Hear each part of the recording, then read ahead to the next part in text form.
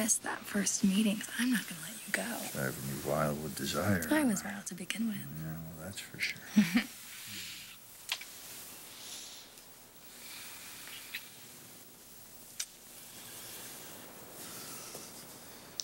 Didn't really answer your question before, did I? I am not out to punish the Forresters for my father's broken heart, okay? You know, I had another thought. Why wait for them to default on their loan? Why don't you invest? Buy a share of the company. You probably could get controlling interest or close to it just by paying off their debt, and that way you don't antagonize them any more than you have to. Rule number one in business. Make more money than you spend. Eric is over-leveraged in a down market. His last century business model ain't working. Now, if he wants to spend all his own money, he wants to blow it, that's his business, but I'm not giving him mine.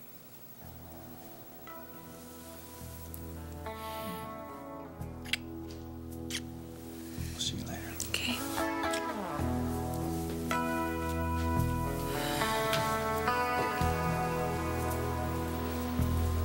Say we succeed.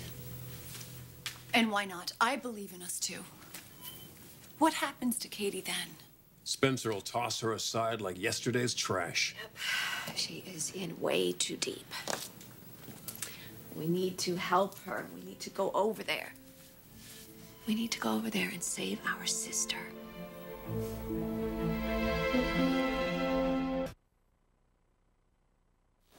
When Dr. Yvette told me how long I had to live, I felt nothing. He could have been telling me the weather conditions.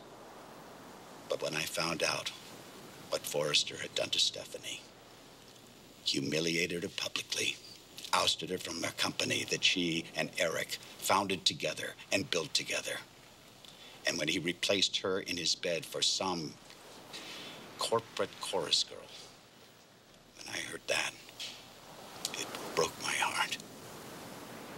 My son, I'm offering you my name, my wealth, my power. Whatever grievances against me you may have, on one condition. Avenge Stephanie Forrester. She wouldn't let me love her when I was alive. When I'm gone, help her understand what I could have done for her if she'd let me. Grind that fool into the dirt. Take him down in everyone that has demeaned and disrespected her. Brooke Logan and her sister.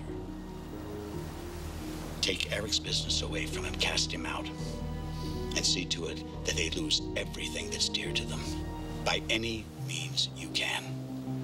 This is the last thing I ask of you.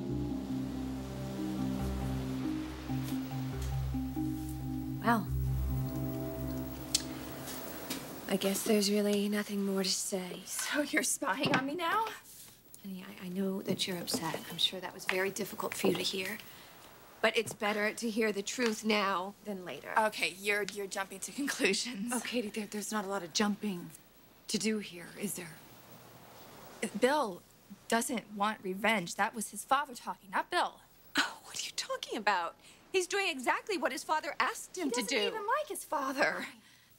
You're in shock, okay? Denial is natural. I'm not in shock. I asked Bill about this last night. I asked him point blank, am I any means necessary? And he denied it. Oh, Katie, don't you see how obvious this is? Don't you realize what he's doing to you? To us? I know exactly what he's doing to me. And I believe him. I believe him when he says that DVD means nothing to him. And I believe him when he says that he loves me. Because I love him. And we're going to be together. You're my sisters. And I love you too. Please don't make me choose. I'm not buying this explanation, this non-explanation. I have nothing else to say.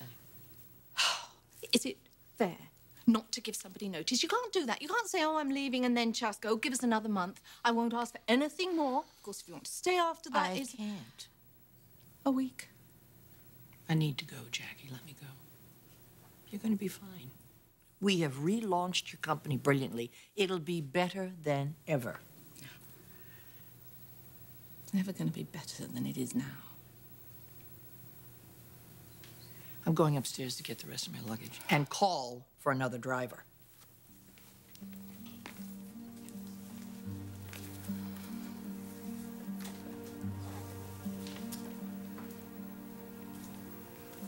She cares, Jackie. You, Nick, everybody there. You guys are basically responsible for saving her sanity. She loved working for Jackie M.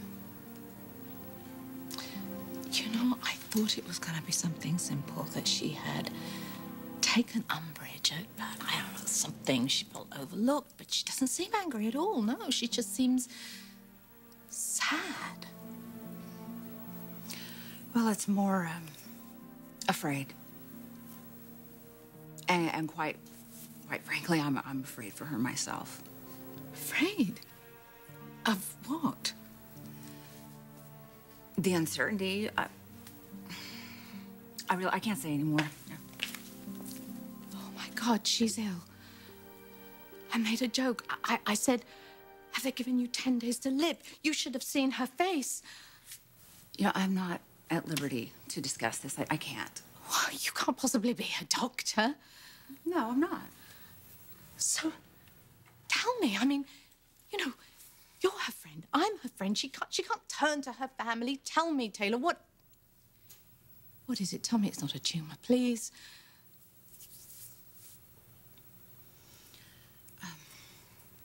She's been having problems with her vision, with her memory. She had a stroke. And she still has a great deal of weakness in her right arm. It's all starting to make sense now. Well, she had a stroke a few years ago, and it was actually worse than this one. But now she's aware of the chances of another reoccurrence.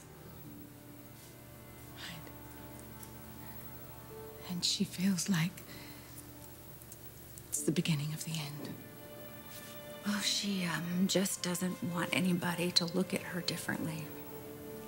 She doesn't want anybody to see her any different than the powerhouse that she's always been.